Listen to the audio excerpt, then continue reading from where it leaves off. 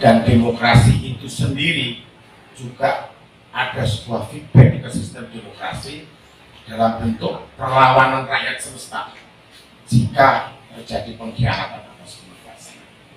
Inilah demokrasi yang kita bangun di era reformasi. Jadi jangan lupa bahwa demokrasi itu bukan hanya saat coblosan aja. Memunculkan kandidat, semuanya harus demokratis. Demokrasi dari hulu sampai hilir harus demokratis. Kita sekarang dipertontonkan hal-hal yang sangat tidak enak. Dari mulai gunjang ganjing di MK, kemudian terbukti sidang MK ada hakim yang melakukan pelanggaran etika berat. Kemudian keputusan MK itu saya juga tidak tahu, tiba-tiba langsung diberlakukan oleh KPU tanpa harus mengubah undang-undang pemilu dulu. Kemudian pendaftarannya anaknya Jokowi diterima dan terbukti itu suatu pelanggaran etika berat, tapi proses ini jalan terus seolah tidak ada yang nyetop, jalan terus sampai coblosan. Setelah pendaftaran resmi muncul kandidat 3, banyak sekali hal ditontonkan di masyarakat, baik itu yang saya lihat langsung maupun di media, sesuatu yang sangat tidak pantas. Endingnya salah satunya adalah munculnya survei dari lembaga survei yang tujuannya tidak mengungkap fakta elektoral yang sesungguhnya, tapi dia membangun opini di masyarakat. Dia ingin membangun opini, bukan lagi sebuah survei terbuka jujur mengungkap kondisi real, tapi dia justru menggunakan survei itu untuk membangun opini di publik. Ini sebenarnya nggak boleh. Sebenarnya nggak boleh, survei nggak boleh membangun opini. Dan terus terjadi, akhirnya pas coblosan seperti itu, hingga hari ini pun masih gegap gempita. Tidak berlebihan jika saya katakan pemilu 2024 ini paling brutal dalam sejarah Indonesia. Ini paling brutal.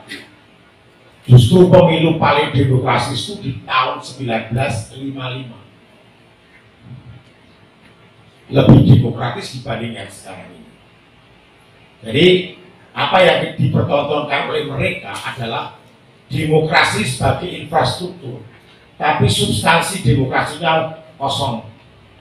Sebagai contoh, dia hanya menganggap demokrasi itu pas coblosan. Kan masalahnya hanya milih saya atau tidak. Kalau nggak milih saya kan selesai. Bukan. Pemunculan kandidat juga harus demokratis. Apalagi dukungan payung hukumnya juga bermasalah. Jadi rusak dari hulu itu sudah rusak kalau saya lihat. Dan anehnya ini dibiarkan terus terjadi. Munculnya Gibran anak Jokowi ini menjadi tamparan keras buat generasi muda Indonesia. Karena apa? Generasi muda Indonesia sebagai contoh Bung Karno, Bung Hatta, Sultan Syahrir dan sebagainya, mereka bersusah-susah payah untuk mencapai puncak karir mereka sebagai politikus. Bung Karno bertahun-tahun masuk penjara dari satu pulau ke pulau lain. Tapi ini tiba-tiba karena pendekatan kekuasaan langsung bisa daftar cawapres. Apakah generasi muda Indonesia itu seperti itu? Gak usah Bung Karno yang terlalu ekstrim karena hebat. Saya saja dulu saya kosong banget sekolah. Orang fasilitas, orang apa-apa, blas. Ini tiba-tiba karena pendekatan kekuasaan dia bisa jadi cawapres. Jadi dia menjadi cawapres itu hanya karena pendekatan kekuasaan.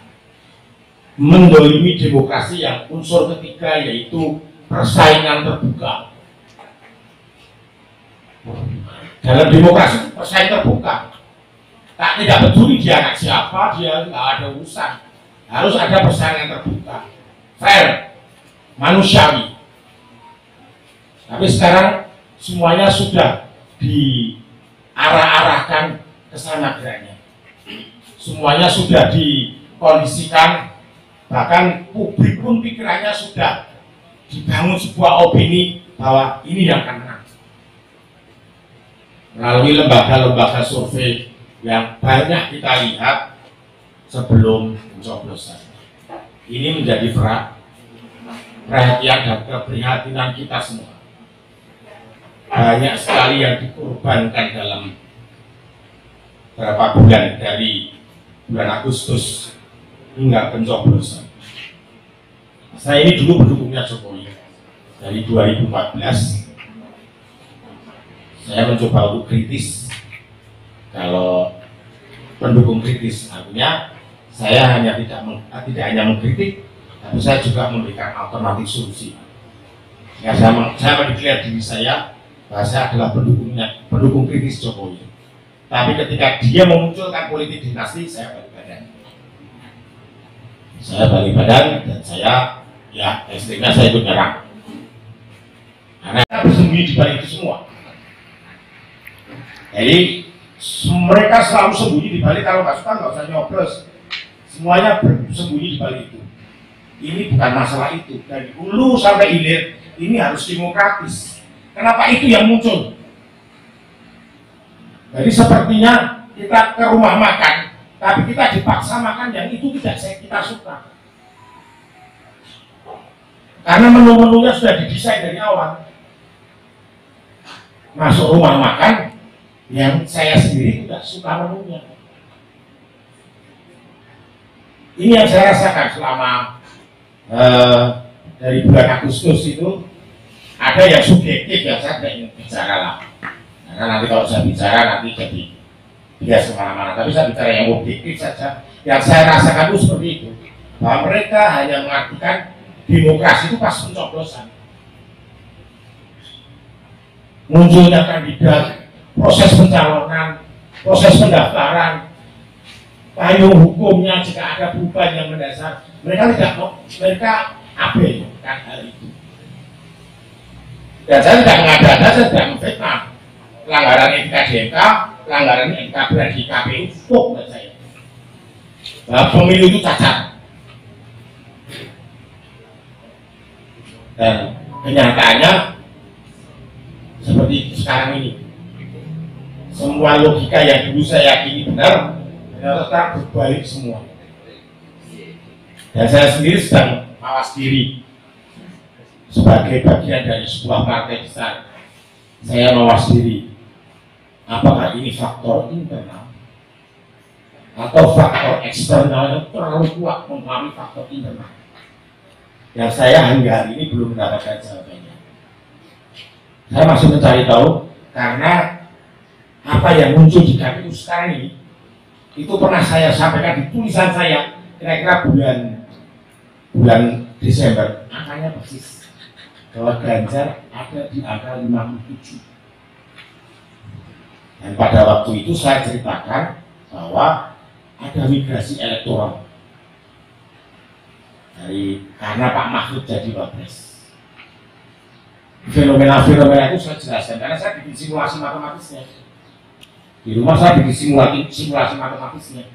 Bahwa nanti setelah Pak Mahfud muncul, mohon maaf saya bicara Pak Mahfud dan Pak Ganjar, tapi saya sebenarnya saya nggak ada masalah dengan pilihan politik seseorang karena itu hak demokrasi. Tapi saya itu sebagai case saja. Ketika Pak Mahfud muncul, saya melihat ada migrasi elektoral dari pemilih PKB ke, mohon maaf, ke PDI Perjuangan pada waktu itu. Karena kita lihat faktanya, saya mencoba untuk membela diri. Kenapa saya bilang Ganjar itu 57? Karena Cak Imin itu suaranya tidak lebih dari 0,3% di survei, dengan PKB 10%. Artinya pemilih PKB tidak semuanya atau sebagian besar nggak milih Caimin. Kemana larinya mereka? Itu saya lihat larinya ke Pak Mahfud. Ternyata semua itu bisa pura-pura karena kekuasaan dan ada lain. Yang saya tidak mau bicara nanti keliru, saya tidak fitnah. jelas kekuasaan yang diwujudkan dalam banyak hal itu bisa memporak-porandakan semuanya. Dia justru sekarang dia di nomor paling bawah.